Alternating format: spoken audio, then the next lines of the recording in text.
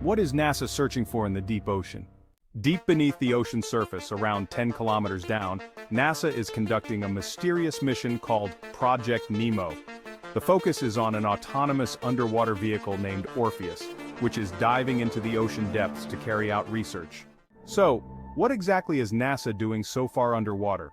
The United States already has NOAA, the National Oceanic and Atmospheric Administration for Ocean Research.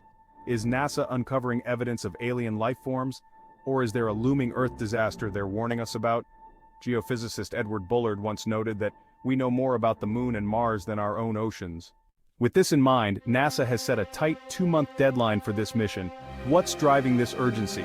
Let's explore what might be motivating NASA's scientists and if there's reason for concern. NASA is planning a highly risky mission that I've been eagerly anticipating for 6 years. As you might know, 90% of underwater species inhabit the sunlight zone. Why is this? In the vast ocean, only a small portion hosts most of the life. As depth increases, so does water pressure, rising by 1 atmosphere every 10 meters, equal to the pressure we experience on land. Recall the Titan submersible tragedy? It imploded at 3.5 kilometers underwater, causing everyone inside to vaporize almost instantly. They likely didn't even feel pain because the human brain needs at least 25 milliseconds to process it. NASA plans to dive 3 times deeper than the Titan incident occurred, preparing for an extensive alien exploration mission within our solar system. So what exactly is this mission? Where in our solar system is NASA searching for alien life? Let's delve into how this mission connects with Earth's deep ocean. Life on Earth is believed to have originated in the deep ocean, a focal point for NASA. According to scientists, 3 criteria are necessary for life: water, energy, and specific chemicals. Despite our advanced intelligence, we're still made of non-living atoms, and the same natural laws apply to us. Essential life elements include carbon, hydrogen, oxygen, and sulfur. When these elements interact uniquely, life begins through chemical processes. Simply having these elements doesn't guarantee life. It's like having tea leaves, sugar, and ginger without water and energy.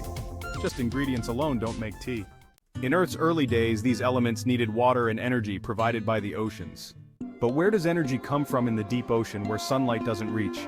Commonly, life relies on sunlight, but Earth's life didn't start this way. NASA is focusing on the Hadal Zone, the ocean's deepest part, extending to 11 kilometers.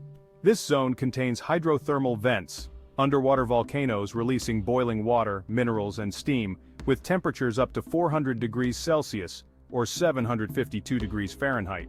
This intense heat from Earth's core, not sunlight, may have initiated life. Early RNA molecules formed due to this geothermal energy, evolving into unicellular bacteria and viruses.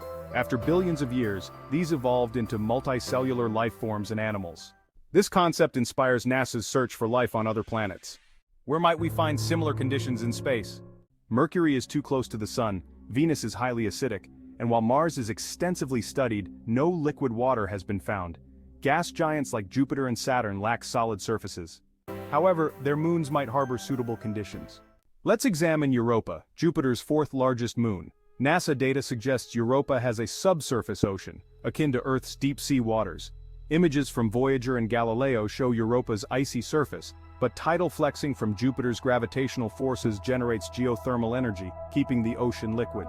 Europa's magnetic field indicates a global saltwater ocean beneath the ice, potentially containing twice as much water as all Earth's oceans combined.